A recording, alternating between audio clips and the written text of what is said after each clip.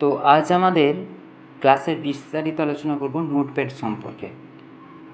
Notepad হলো একটি text editor software যার এক্সটেনশন নেম হলো .txt। তো এক্সটেনশন নেম সম্পর্কে আমরা পরে বিস্তারিত আলোচনা করব। আর প্রথমে জেনে নেব হাউ টু ওপেন নোটপ্যাড, কীভাবে নোটপ্যাডকে শুরু করতে হয়। তো নোটপ্যাডকে শুরু করার জন্য উইন্ডোজ 7-এর ক্ষেত্রে স্টার্ট বাটনে ক্লিক করতে হবে। ক্লিক করার পর অল্প গ্রামে মাউস পয়েন্টার আনলে এটি তালিকা প্রদর্শিত হবে। প্রাপ্ত তালিকা থেকে অ্যাক্সেসরিজের অন্তর্গত নোটপ্যাড অপশানে ক্লিক করলে নোটপ্যাডটি ওপেন হবে। তো এটার আরেকটা পদ্ধতি হয়, সেটা হচ্ছে কিবোর্ড থেকে উইন্ডোজ কি প্লাস আর প্রেস করলে একটি রান অপশান আসবে। যে রান অপশানে টাইপ করতে হবে, ওপেনে টাইপ করতে হবে নোটপ্যাড। টাইপ করার পর ওকে অপশানে ক্লিক করলে নোটপ্যাডটি আবার পুনরায় ওপেন হবে। এবারে যেটা আমরা জানবো সেটা হচ্ছে নোটপ্যাডের পরিচিতি। তো প্রথম যেটা জানবো যেটা হচ্ছে ক্লোজ বাটন বলা হয় এই অপশানটাকে। এই ক্লোজ বাটন অপশানের কাজ হলো ফাইলটি বন্ধ করতে অর্থাৎ ক্লোজ করতে ব্যবহার করা হয়। এর পরের অপশান হচ্ছে ম্যাক্সিমাইজ।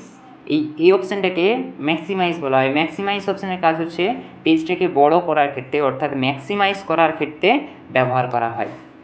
তো এর পরের অপশান যাব যেটা হচ্ছে মিনিমাইজ। মিনিমাইজ অপশানের কাজ হলো এই মিনিমাইজে ক্লিক করলে কম্পিউটারের টাস্কবারের মধ্যে অবস্থান করবে। আবার পরবর্তীকালে এই নোটপ্যাডের উপর ক্লিক করলে আবার পুনরায় এটা ম্যাক্সিমাইজ হয়ে যাবে। তো এই তিনটি বাটনকে একসাথে বলা হচ্ছে কন্ট্রোল বাটন, কারণ এই তিনটি বাটন দ্বারা পেজটাকে কন্ট্রোল করা হয়। এই জন্য এই তিনটি বাটনকে বলা হয় কন্ট্রোল বাটন। এই কন্ট্রোল বাটনের পর থেকে যে আনটাইটেল নোটপ্যাড পর্যন্ত যে অংশটি আছে এইটিকে বলা হচ্ছে টাইটেল বার।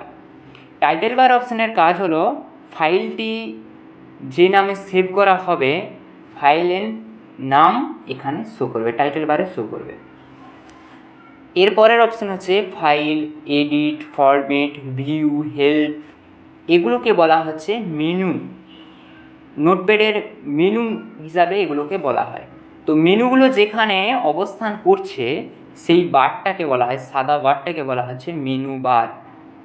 এর পরের অপশান হচ্ছে যেটা দপদপ করছে, যেটাকে বলা হয় নোটপ্যাডে কার্সার। তো এই কার্সার যেখানে থাকবে তার বাম দিক থেকে লেখাটা স্টার্ট হবে। তো আমরা প্রথমে কোনো ডকুমেন্টসকে টাইপ করব। টাইপ করার পর তার বিস্তারিত বলবো যে কীভাবে নোটপ্যাডকে ইউজ করা হয়।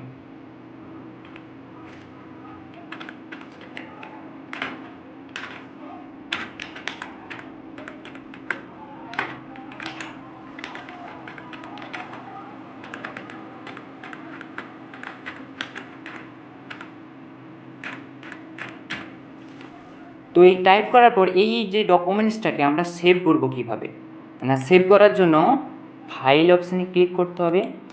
ফাইল অপশানে ক্লিক করার পর প্রাপ্ত তালিকা থেকে সেভ বা সেভের অপশানে ক্লিক করতে হবে, যার কিবোর্ড শর্টকাট Ctrl+S। তো সেভ অপশানে ক্লিক করলে একটি সেভ অ্যাজ ডায়লগ বক্স প্রদর্শিত হবে।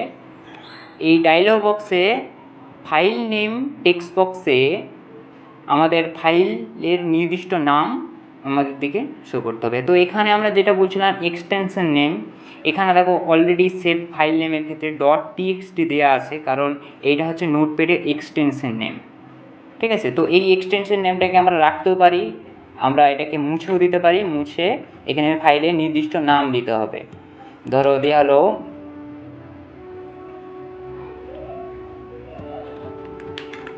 সুদীপ, দেওয়ার পর এখানে সেভ অপশানে ক্লিক করতে হবে। ক্লিক করলে দেখবে যে এখানে টাইটেল বারে ফাইলের নামটা শো করছে। এইটা হলো ডকুমেন্ট সেভ করার পদ্ধতি। তো এরপরে এই ডকুমেন্টসটাকে আমরা নতুন ডকুমেন্টস নেবো কীভাবে, আমরা ক্রিয়েট এ নিউ ডকুমেন্টস নেওয়ার পদ্ধতি হচ্ছে ফাইল অপশানে ক্লিক, এখান থেকে নিউ, যার কিবোর্ড শর্টকাট Ctrl+N। এই নিউ অপশানে ক্লিক করলে এখানে ডকুমেন্টসটা নতুন ডকুমেন্টস চলে আসবে। তো এরপরে যেটা জানবো সেটা হচ্ছে আমরা যে ফাইলটিকে সেভ করে রেখেছি সেটাকে ওপেন করবো কীভাবে, অর্থাৎ হাউ টু ওপেন ফাইল, কীভাবে ফাইলটাকে ওপেন করব। ওপেন করার জন্য ফাইল অপশানে ক্লিক, এখান থেকে ওপেন অপশানে ক্লিক করতে হবে, যার কিবোর্ড শর্টকাট Ctrl+O। ওপেন অপশানে ক্লিক করলে একটি ওপেন ডায়লগ বক্স আসবে। এই ওপেন ডায়লগ বক্সে যে নামে ফাইলটি ওপেন করতে যাই সেই ফাইলটাকে সিলেক্ট করব। তো আমরা এখানে সুদীপ নামে ফাইলটিকে ওপেন করব, এখানে সিলেক্ট করার পর ওপেন অপশানে ক্লিক করব। তো এইভাবেই ফাইলটাকে ওপেন করা যায়। তো এই তিনটের দ্বারা আমরা কোনো ফাইলকে সেভ করতে পারি, ক্রিয়েট এ নিউ ডকুমেন্টস করতে পারি এবং ফাইলটাকে ওপেন করতে পারি। তো পরবর্তী ক্লাসে আমরা এর সম্পর্কে আরও বিস্তারিত আলোচনা করব, যে নোটপ্যাডের কীভাবে ফন্ট চেঞ্জ করা হয়, কপি করা হয়। তো এইভাবে আমরা কাজ করব।